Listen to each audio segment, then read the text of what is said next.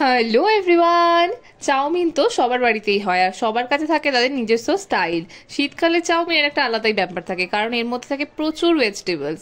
কারণ শীতকালে দেখবে কত রকম সবজি ওঠে, আর সেই সবজিগুলো দিলে না চাউমিনটা খেতে সত্যি ভীষণ দারুণ লাগে। আজকে দেখো সোজা বাজার থেকে একদম সবজি কিনে এনে তারপরেই কিন্তু চাউমিন বানাবো। আর তোমাদেরকেই দেখো দেখাচ্ছি আমাদের এখানে কদমতলা বাজার, তো এখানে সব রকম জিনিস পাওয়া যায়। তো যাই হোক, এই দেখো সব সবজিগুলোকে নিয়ে নিয়েছি, আমি রেডি করে নিয়েছি আর কেটেও নিয়েছি। সবগুলোকে দেখেছো একটু লম্বা লম্বা শেপে কিন্তু আমি কেটেছি। এবার দেখো চাউমিনটাকে বয়েল করে নেবো। সবার প্রথমে দেখো জলটাকে ভালো করে ফুটিয়ে নিতে হবে, আর জলটার মধ্যে একটুখানি নুন দেওয়া আছে আর একটু পরিমাণে সাদা তেল দেওয়া আছে। এবার চাউমিনটাকে এর মধ্যে দিয়ে দিলাম, দিয়ে কিন্তু ভালো করে একটু বয়েল করিয়ে নেবো। চাউমিনটা জাস্ট নরম করব, খুব বেশি নরম করবে না, মোটামুটি মানে আর কি 90% কুক করবে। তারপর চাউমিনটা জল ঝাড়তে দিয়ে দেবো। তারপর দেখো এখানে ডিমটাকে ভেজে নিচ্ছি। এখানে হাই ফ্লেমে কিন্তু ডিমটাকে ভাজবে, তবে এইরকম সুন্দর ফোমি আর বাবলি টাইপের হবে ডিমটা। তো এতে কি হবে, স্ক্র্যাম্বলটা খুব সুন্দর আর সফট হয়। তো চারিদিকে দেখো এরকমভাবে ডিমটাকে ছড়িয়ে আমি ভালো করে আগে ভেজে দিচ্ছি, তারপর খুন্তি দিয়ে গেঁথে এগুলোকে স্ক্র্যাম্বল করে ডিমটাকে দেখো খুন্তি দিয়ে ভালো করে কিন্তু স্ক্র্যাম্বলটা করে নিয়েছি। আর সবটা করবে কিন্তু হাই ফ্লেমের মধ্যে। লো ফ্লেমে করলে কি হবে, ডিমটা ভীষণ ড্রাই হয়ে যাবে, স্ক্র্যাম্বলটা কিন্তু ভীষণ মানে শক্ত শক্ত খেতে লাগবে, ভালো লাগবে না। তো যাই হোক, তারপরে চলো সবজিগুলোকে ভেজে নিই। সবার প্রথমে দিয়ে দিচ্ছি ক্যাপসিকাম। ক্যাপসিকামটা একটু লম্বা লম্বা করে কাটা আছে, মানে বড় সাইজের আছে আর কি। তো সেই কারণে ক্যাপসিকামটাকে আগে দিলাম, তারপর দিয়ে দিচ্ছি আমি গাজরটাকে। তুমি যেই শেপে যেরকম কাটবে সেই শেপ অনুযায়ী কিন্তু একে একে দিতে থাকবে সবজিগুলোকে। এই দেখো দিয়ে দিচ্ছি বিনসটা। আমি একদম বিনসগুলোকে দিয়ে ভালো করে কিন্তু মিক্স করে নেবো। আর আমি এখানে কিন্তু স্প্রিং অনিয়নও ইউজ করেছি।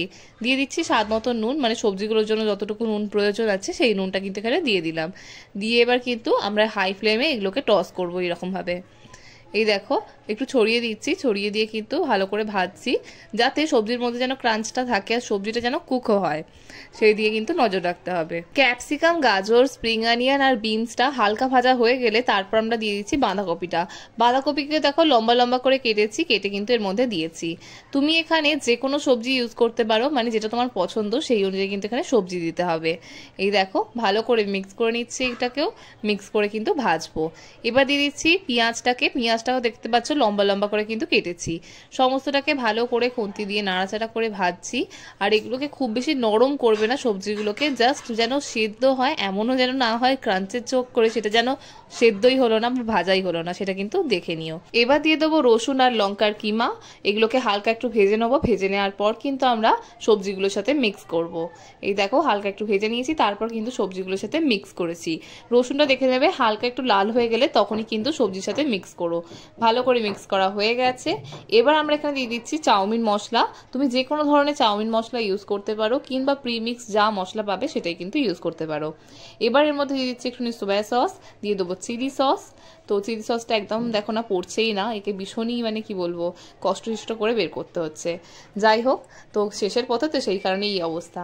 দিয়ে দেবো অল্প পরিমাণে একটু ভিনিগার, তারপর দিয়ে দিচ্ছি আমি এখানে টমেটো সস।